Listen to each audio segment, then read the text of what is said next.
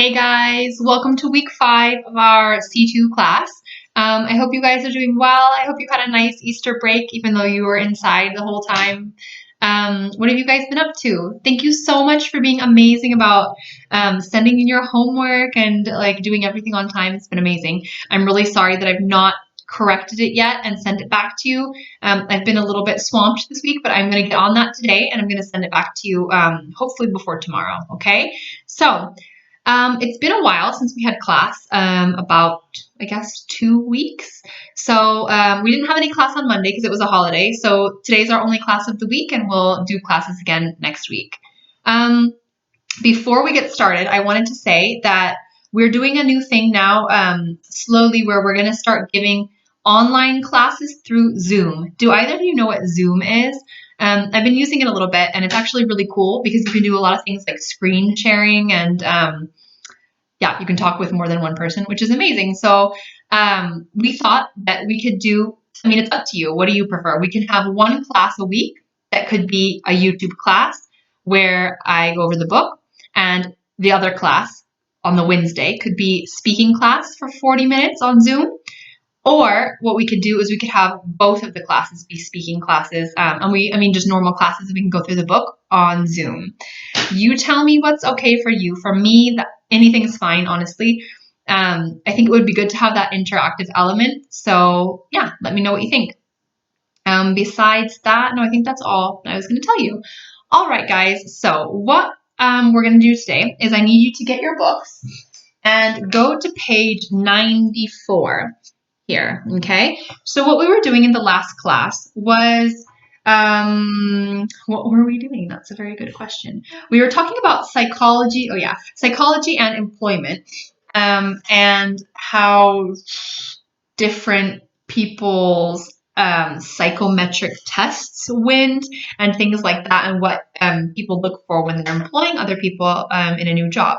So we have a little bit of a different type of topic today, I guess. It's talking about if you are a good listener or not, okay? So have a look at question number 1. You don't need to write this down, just have a think about it. Do you think that you are a good listener? Why or why not? I guess to be able to answer that question, you need to think about what makes a good listener. Is it someone who just sits there and listens to what you're saying and that's it? Is it somebody who listens to what you're saying and then responds? How do they respond?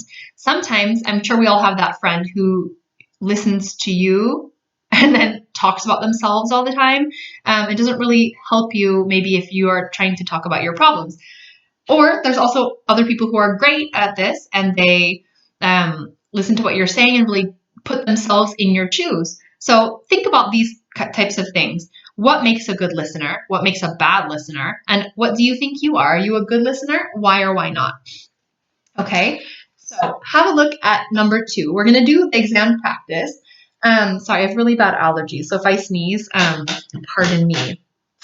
You're going to hear 5 extracts in which people are talking about their listening skills, all right? So this is always a little bit tricky, this exam task. You have task 1 and task 2, and you have to do them simultaneously. You have A to H here and A to H here. So for task 1, for questions 1 to 5, choose from the list A to H how each speaker reacts while listening. Okay, so you have different options. You have gets bored listening to facts and figures, switches off in the content if the content seems irrelevant, needs to be able to relate to the person talking, is very quick on the uptake when someone is speaking, like quick to understand. E is very sensitive to the tone people adopt, like the tone of voice. Gets annoyed if their train of thought is interrupted. So your train of thought is like your inner monologue, basically.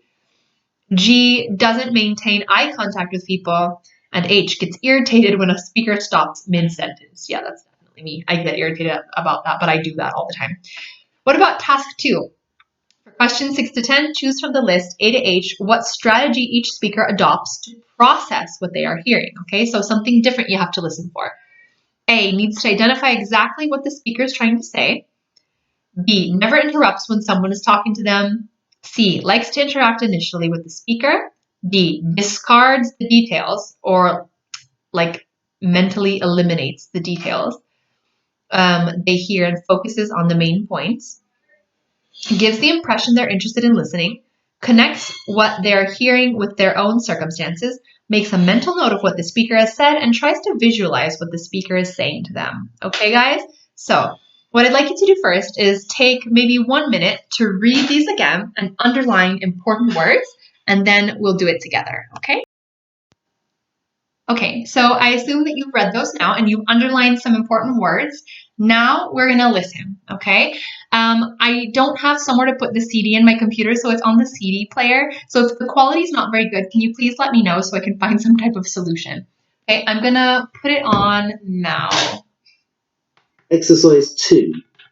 You will hear 5 short extracts in which different people are talking about their listening skills. Look at task 1.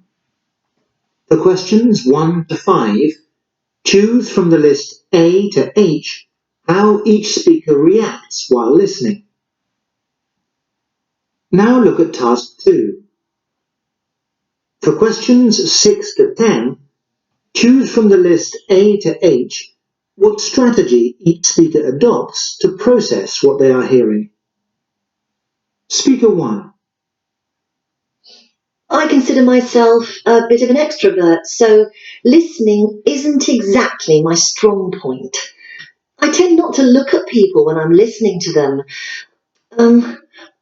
I hate to admit it, but I sometimes imagine I'm asleep when I'm in a lecture. It helps me to take in what's being said and get to the bottom line as soon as possible. I still end up taking masses of notes though. That way it doesn't look as if I'm bored to tears and not paying attention. But if someone's rambling on in a less formal kind of setting, I have this habit of sort of interrupting them and saying, "And your point is?" which can cause a few problems. Speaker 2. I've realised that I need to have some sort of pictorial backup to what people are saying. I need masses of detail to be able to stay focused on what's being said. For me, listening's a very interactive process, so if I have no real contact with the person I'm talking to, I'm afraid I just tend to switch off.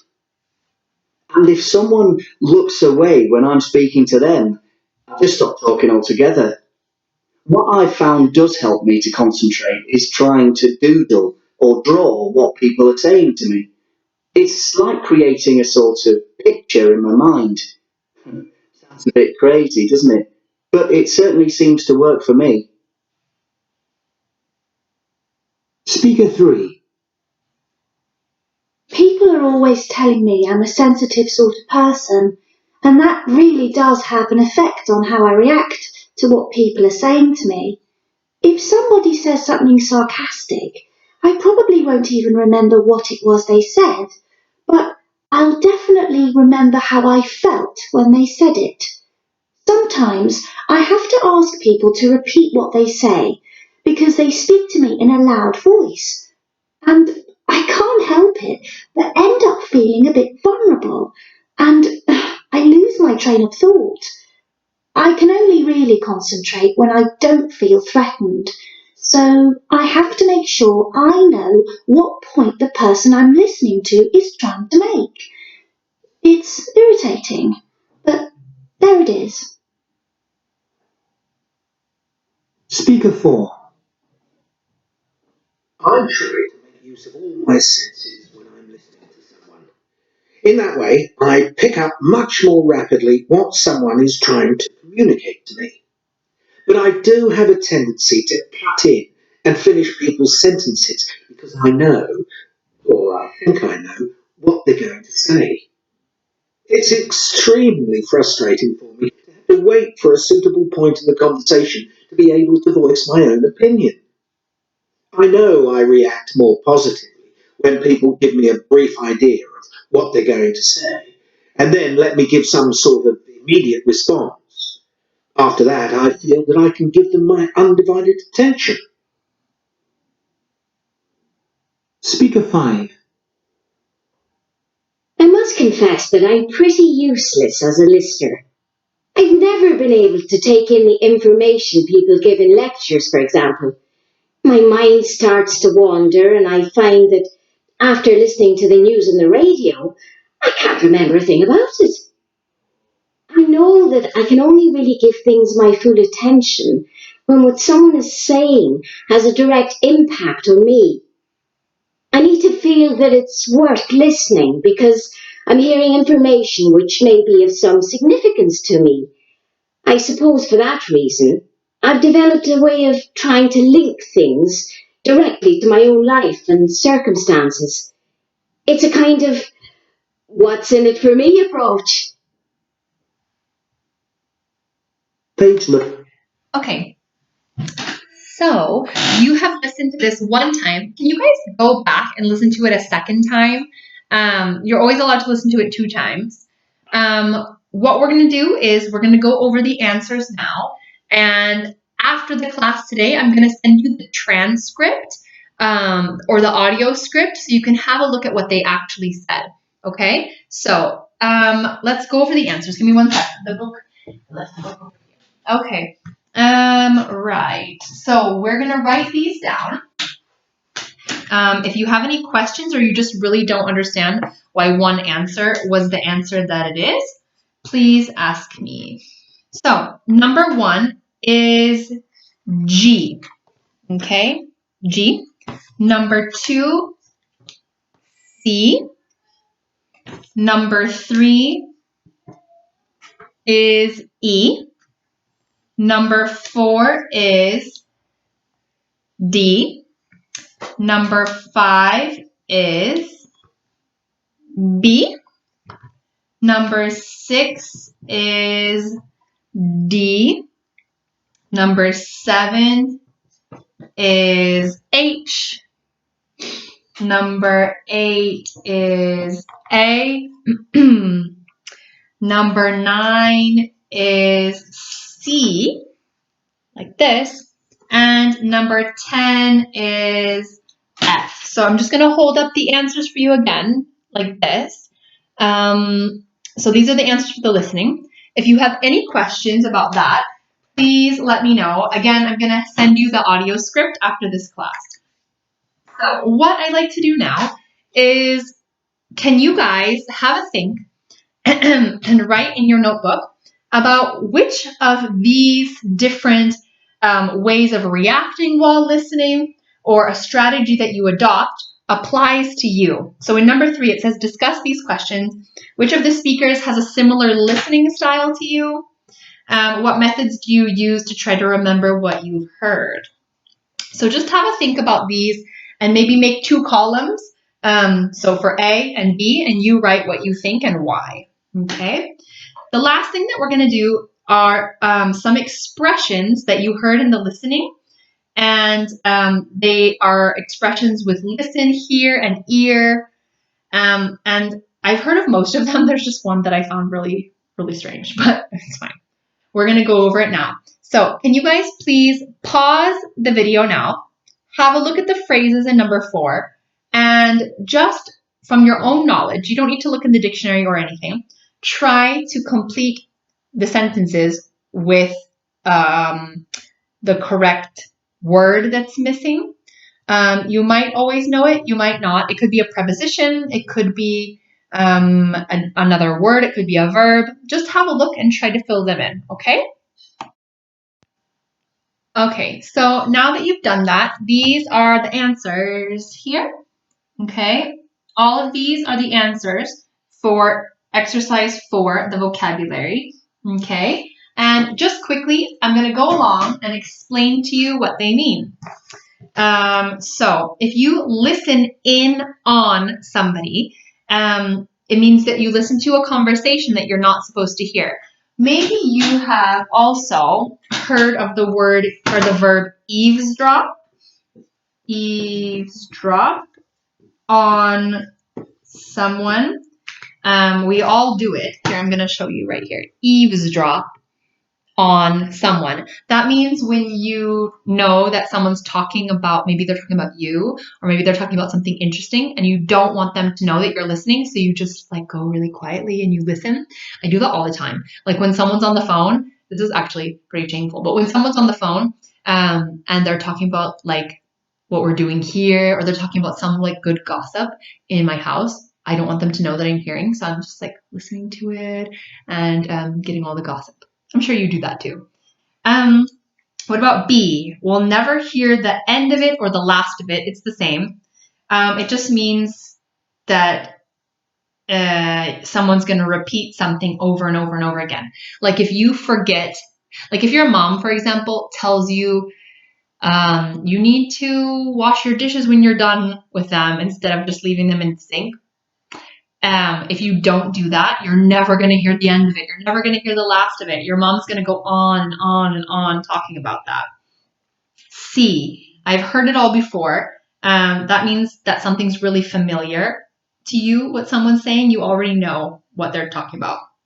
But it's kind of like an irritated way, not a good way. Like if you've been to a lecture, oh, I've heard it all before. You wouldn't say that. You would say it if someone's complaining about something. Oh, I've heard that all before. What about D? To hear somebody out means to listen completely to what someone's saying and let them finish before you start talking. It's just to let them finish completely. Hear someone out. E, to play something by ear, is to decide how to deal with a situation step by step as it happens. You don't really plan it. You just kind of play it by ear. Like right now, I guess, with our lockdown crisis, the government's just playing it by ear. We don't know what's going to happen. So like little by little, step by step, we're figuring out what to do. What about F? Okay, this is weird for me. I've never heard this before. He has credit cards coming out of his ears. I've never heard that. I've never used that, but it just means to have too many or too much of something. Don't really know how you'd use that. Got credit cards coming out of his ears. They're not physically credit cards, just means that there's too much or too many of something. I'm going to have a look at that because I don't really understand how you would use that. But have a look yourselves in the dictionary and I'll get back to you on that one. What about G? I'm up to my ears in something. That means you have a lot to deal with.